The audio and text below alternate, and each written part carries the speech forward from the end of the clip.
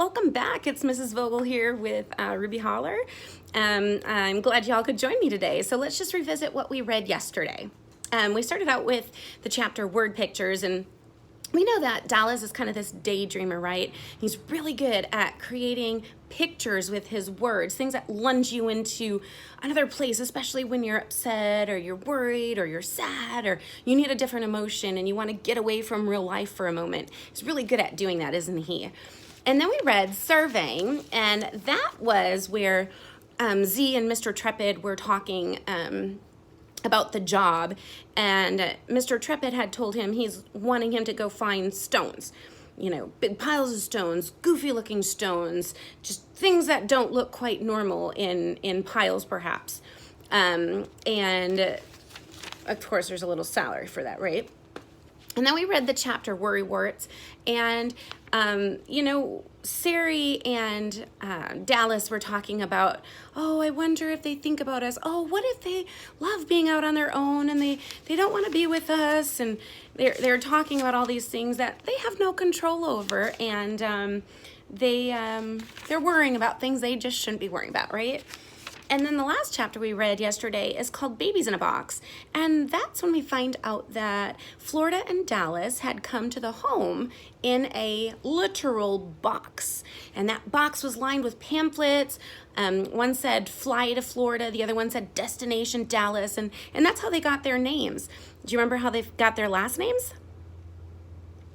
Carter's Produce was on this side of the box. And so it became Florida Carter and Dallas Carter. Okay, so that is what we read yesterday. And we are going to start today with chapter 41 called Shopping. When Mrs. Trepid entered Burley's department store and felt the cool air swirl around her, she put her hand against her damp hair on her neck. Such a relief to be where it's cool. Such a relief to be where it's quiet. In the dress department, she wandered from rack to rack, occasionally pulling out a dress and holding it up against her. Too dowdy, she had thought, or too prissy. And then she saw it, the perfect dress. It was pale blue silk with tiny pink flowers, ankle length, and sleeveless with a low scooped neck. She held it against her and swished the bottom across her legs. Mrs. Trepid carried it to the fitting room, and once she had that dress on and zipped, she turned to look in the mirror. This is how I should always look. She stepped out into the hallway where there was a much larger mirror, and she turned this way and that. A young salesgirl walked right past her with an armload full of clothes. That dress was made for you, the girl had said to Mrs. Trepid. Do you really think so? She said, doing a full revolution so that the girl could see it from all angles. Oh, yes, and you could wear it for so many occasions. Mrs. Trepid put her fingertips to her chin and regarded her reflection. You know, I think you may be right. In the dressing room, Mrs. Trepid changed back into her own dress, took out her glasses, and examined the price tag. My goodness! That much money for a skimpy little dress? She thought about what her husband had said about his investments and about moving to an island. This would be a perfect gown for an evening on an island. She found the salesgirl at the counter. You know, I can't quite make up my mind about this dress, but it's made for you. You know what you could do? You could put it on layaway. Pay a little now and pay a little each month, and then it seems like you get it for practically nothing. I do it all the time. Mrs. Trepid felt embarrassed that the little girl could sense that she couldn't afford the dress. Of course, I really don't need to use layaway. I could buy it right now if I wanted. Oh, but I might just try that layaway. Why not? After she left the dress department, Mrs. Trepid wandered around the store, touching purses and scarves and slips. She sauntered back through the dress department, pausing at the rack where she'd found her dress. As she did so, she heard the salesgirl talking to another customer. That dress was made for you, the girl had said to the customer. Mrs. Trepid felt foolish and hurriedly left the department. But as she stepped out onto the hot sidewalk, she thought about that blue silk dress with the pink flowers. She saw herself on an island, sitting by the ocean, sipping a cool drink. On the outskirts of Prosper City, some 50 miles from Boxton, Mr. Trepid found a Cadillac showroom. Inside, he circled the 3 cars on display, casually examining the tags which listed the specifications and equipment, as well as the price of each vehicle. After he examined all 3, he returned to the red convertible and stood with his hand on the driver's door. He could smell the leather interior. "May I help you?" a voice said from behind him. Mrs. Trepid kept his hand on the door as he turned to greet the salesman. The man was taller than Mr. Trepid and smiled down on him. "I'm considering buying a new car, perhaps like this one." He tapped the door of the red convertible. "Well, what are you driving now?" the salesman had asked. "What? Now? Me? Oh, I'm driving a Porsche." He lied. The salesman glanced out the window as if looking for Mr. Trepid's Porsche. "It's in the shop right now. That's why I'm looking for a new car, getting tired of that old Porsche." He tried to look disgusted at the thought of his Porsche in the shop. What Mr. Trepid really owned was a 10-year-old Plymouth. He had had the foresight to park it 3 blocks away so the salesman wouldn't see his battered old car. "So you'll be doing a trade-in, then, on your Porsche?" "Probably not. Oh, I think I'll give the Porsche to the wife." "Oh, will you be wanting financing? Would you like to talk with our finance manager?" Mr. Trepid tapped the door once more. "Oh, I may pay cash." I see. What did you say your name was, sir?" "Trepid. George Trepid." "Well, Mr. Trepid, are there any questions I can answer for you, sir?" Mr. Trepid had 100 questions, but he wasn't going to ask the salesman. He didn't want to appear ignorant. "I think not," Mr. Trepid had said coolly. "I'm going to check out another dealership first." "Oh, I think you'll find we have the best deals. Here's my card. Anything I can do for you, you just let me know." "Thank you," Mr. Trepid said, stuffing the card in his shirt pocket and glancing at his watch. "And now I must be off. Perhaps I'll see you again." He hurried to the door and stepped out into the bright sunlight. Well, he thought, that went pretty well indeed. 42. Dorkhead. In the morning, as Sari was repacking, she lifted her half-carved piece and said, "You know what I do sometimes with these carvings? I make up silly names for them. Like silly names, like Peeker and Bitty Bake. Just made-up names." "I have a made-up name." "What do you mean?" "You know, Dallas.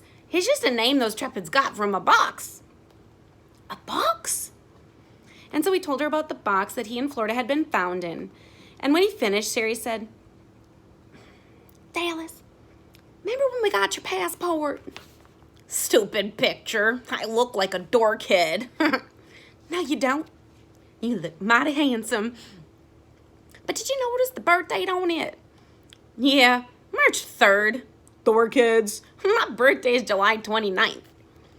"But maybe your birthday really is March 3rd. "Nah." "You think?" "Nah, I don't want a March birthday." "You're right. I understand that Trepid fella probably just made a mistake." But later, as they set off down the hill, Dallas remembered, or thought he remembered, the Trepids telling him that since they didn't have any idea of when Florida or Dallas were really born, the Trepids had just listed their birthday as the day they arrived to the orphanage. So, Dallas thought, their real birthday must have been several months before that. Maybe March 3rd was his real birthday. It made him mad. A person ought to know when his birthday is. Chapter 43, Loops. When they'd first set off down the river, Florida had imagined that all of the rivers they would travel would be as narrow as the one passing through Ruby Holler, and that it was all just water running smoothly on and on and on. What she now knew, after only a day and a half of the river, was that rivers were like living things, and they had many faces. One, you might come around the bend and wham! The river suddenly widened out and ran faster. And just when you'd get used to that wide rushing river, you go around another bend and wham! it narrowed again and put a few rocks in your way and a few eddies to swirl you around and then maybe a sandbar to stop you short. You might start out in the morning with the river like a velvety, shimmery cloth, and by noon it would be full of ripples and waves and splashes. You could watch both wind and rain coming at you from the distance, marking the water. And as the sun went down, all sorts of golden light flashed here and there, and long shadows stretched farther and farther until it was all one big shadowy thing out there. As they paddled along on the new morning, Florida said, "Tonight I'm going to catch another big fish like last night. I'm going to catch another big, big, big fish. Wasn't that a beauty? Did that taste like the best thing you've ever tasted in your entire life? I'm a natural-born fisherwoman." Maybe my mother was a fisherwoman. You think? Could be. Your arm okay from where I hooked you? Mm-hmm. You think we can get that reel untangled? Mm-hmm. Taylor, how come you don't get mad at me when I goof up? She heard his paddle dip in and out of the water, in and out. You hear me? Nah, I heard you. Maybe I'm too old to get mad, or maybe what you consider goose aren't what I consider goose. It's just stuff that happens. Most people would consider everything I do goof. Then they're just putrid. Putrid. What a great word. So you don't mind too much about me and Dallas being in Ruby Holler? She heard Tiller's paddle dipping in and out of the water. In and out. If you do mind, you can say so. She stared at the river head. Why didn't he answer her? What was he thinking? Finally, he said, "Florida, it's been putrid having you and Dallas and Ruby Holler." What? She said, snapping her head around. I was just kidding. It's been real interesting having you and Dallas and Ruby Holler. Good interesting or bad interesting? You know I can't say bad interesting or you'd probably tip me out of this here boat. So I guess I'll have to say good interesting. Florida stared at the water. Tiller, how come we're paddling so hard and getting nowhere? Does it feel like we're going upstream instead of downstream? You know, when we went to the right of that island back there and that river looped. Yeah, I remember. It's been looping ever since. Maybe we should have gone the other way to the other side of that island. Well, what does the map say? Tiller placed his paddle across his knee and reached for the map. Don't see any island on the map. Don't see any loops. You're not telling me we're lost, are you? I think we might be a little bit lost. Well, if it's just a little bit lost, then it's okay, I guess. Last chapter we're going to read today is chapter 44, Progress. Z was in his usual place, leaning against the door as Mr. Trepid paced around the shack, anxious to hear about Z's progress. And you say you've spotted some possible sites. Very good. Approximately how many? So far, about 25. Trepid halted. 25? That's too many. Like I said before, there's a lot of stones in the holler. But 25? Are you sure you're looking for big stones or unusual stones or piles of stones? Or are you just marking any old stone you see? Z pulled a stick of gum from his pocket, unwrapped it, and popped it in his mouth. If I marked any old stone I see, I'd have marked about 2,000 by now. Have you finished surveying? Nope. Need a little more time. When are they returning? Not really sure when they'll be back. I'll have to check into that. You do that, and speed it up. And go back over those stones you've marked to be sure they're all promising. We'll meet again tomorrow, same time. Z chewed his gum and waited. Okay, here's a little more salary. That ought to cover another day's work. The rest will come if this produces any results. He handed Z some bills and reached behind him for the door handle. Z didn't budge. His gaze was fixed on Trepid's gold tooth. Meeting's over. All right, guys. Well, a few things going on here. Let's talk about this shopping excursion here. Do you think that she is going to be able to buy this dress that she so desperately adores? And what about Mr. Trepid and his red convertible? Do you think this is all going to happen? Do you think they'll go back to those places and try to get these items? And how are they going to pay for it if they haven't gotten any money yet? Do you think they're going to steal this money? Do you think they're going to get it? Interesting. And then we read the chapter, Dorkhead, where Dallas kind of uses the word dorkhead a few times. It's a silly word, right? We find a lot of really silly words in here. But let's talk about your birthday. Everybody knows when their birthday is for the most part, right? Could you imagine not really knowing when your birthday is? Celebrating it year after year, but not really knowing that's the day that you were actually born? That's really bizarre, isn't it? That would be hard, like celebrating whenever. I'd celebrate my birthday every month.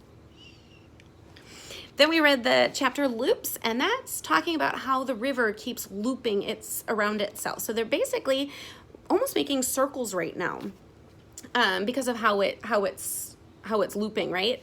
Kind of a scary thought to be lost on the water, right?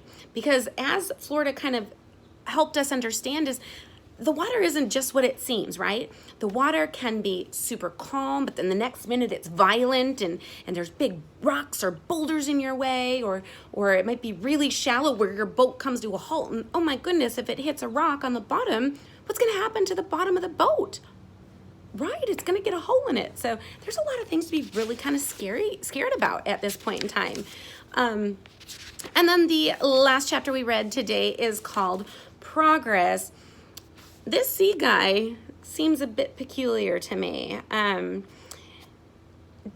do you think's gonna happen, guys? Make your prediction. And I promise you very soon, we will know whether or not you are right. I wanna show you, we've already read this much, y'all. We're doing a great job and we have this little bit left. What are you gonna do when we're all done? All right, I can't wait till tomorrow, guys. See you then, bye.